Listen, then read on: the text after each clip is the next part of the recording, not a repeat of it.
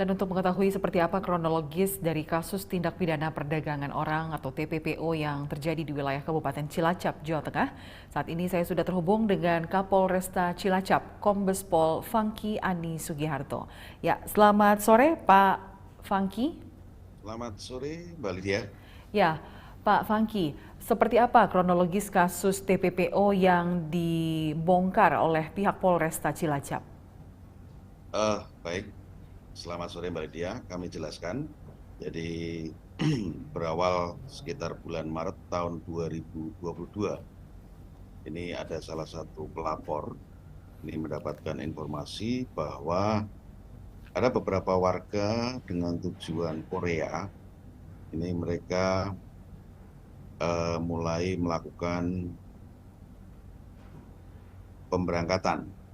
Jadi ada beberapa orang yang disinyalir ini merekrut masuk ke wilayah Cilacap, terutama di desa-desa, dan tidak hanya Cilacap, kebetulan korban ini juga ada dari Kebumen, Banjarnegara, dan sekitarnya. Kemudian dari salah satu orang yang berasal dari Cilacap ini melakukan rekrutmen terhadap masyarakat sekitar, dan mereka menjelaskan bahwa rekrutmen untuk tahun 2002 ini menuju ke Korea atas nama yang kita tangkap Taryanto. Jadi kemudian masyarakat ini dimintain uang untuk pendaftaran dan termasuk untuk pelatihan, mana nominalnya dari mulai 10 juta sampai 110 juta rupiah.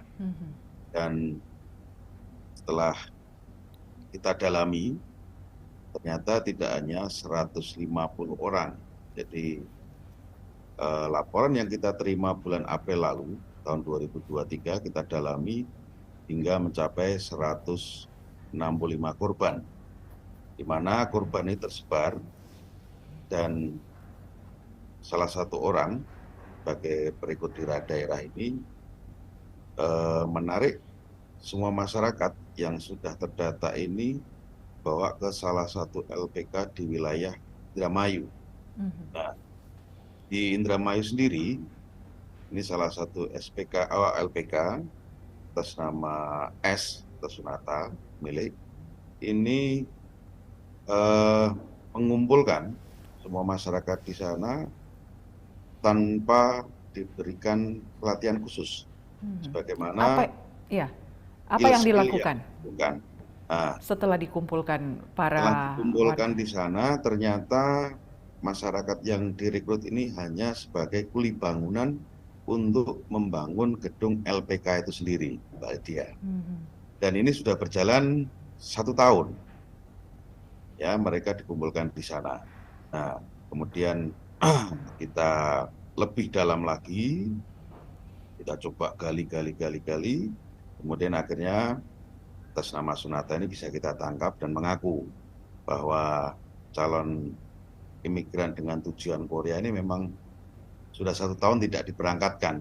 Jadi mereka hanya dijadikan kuli dan dipungut biaya. Ya. Kemudian kita kembangkan lagi sampai salah satu PT ini berada di wilayah Tangerang.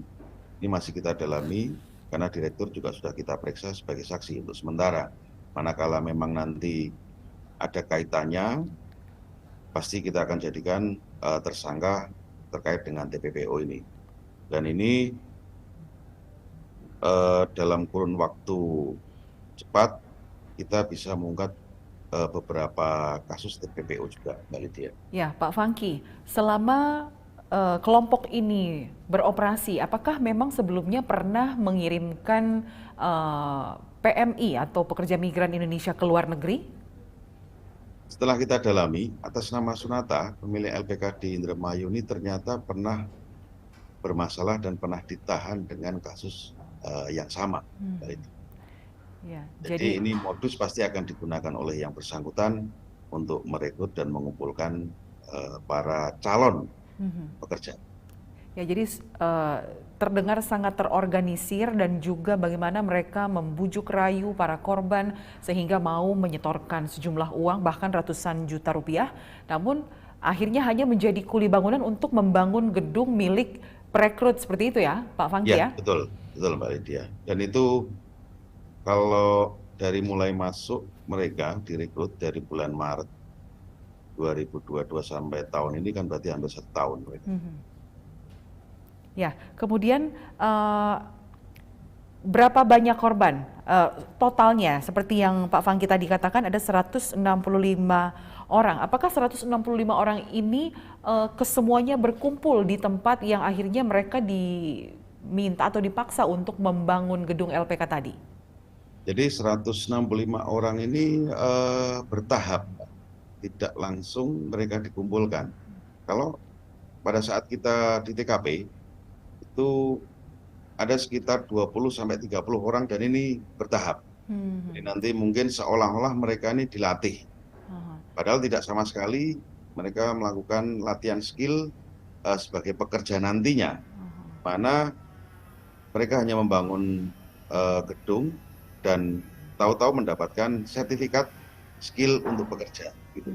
Tapi selama periode mereka bertahap ini, mereka tetap tinggal di tempat di mana mereka dikumpulkan itu, Pak Fangki? Ya, betul. Mereka tinggal dan di barak. Jadi seolah-olah hanya sebagai tempat penampungan seperti itu ya? Penampungan. Ya. Kemudian Pak Fangki,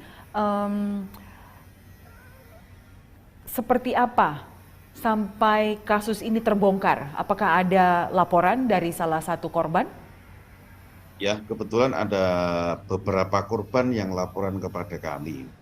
Jadi berawal dari 6 korban itu, karena mengingat yang bersangkutan ini uangnya juga cukup signifikan, tapi dia tidak berangkat.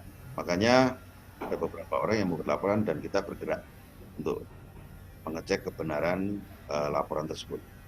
Berapa lama waktu yang dibutuhkan oleh pihak Polresta Cilacap untuk menangkap dalang dari kasus ini?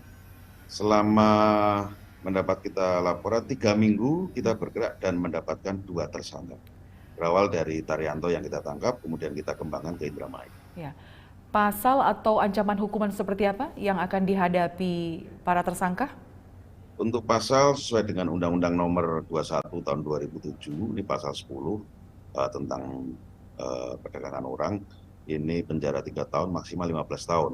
Kemudian Undang-Undang RI Nomor 18 2017, ini ancaman hukumannya 10 tahun, Mbak Lydia. Ya, terakhir Pak Fangki, imbauan apa yang bisa Anda bagikan kepada masyarakat agar terhindar dari praktek-praktek tindak pidana perdagangan orang seperti ini?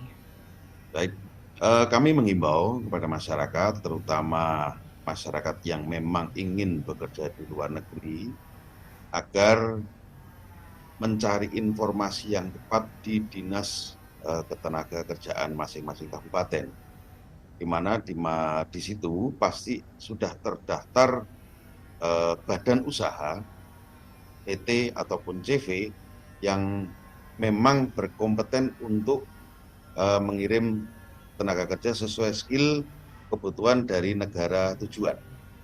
Nah, ini perlu kami jelaskan, secara online maupun offline, Dinas Ketenagakerjaan masing-masing kabupaten pasti sudah memiliki daftar, termasuk persyaratan-persyaratan yang harus dilengkapi oleh calon pekerja. Sehingga pada saatnya nanti masyarakat ini bekerja memang betul-betul terlindungi dan dilindungi oleh negara. Demikian. Ya, baik. Terima kasih Kombes Pol Fangki Ani Sugiharto, Kapolresta Cilacap sudah bersama kami di Presisi Petang. Salam presisi. Salam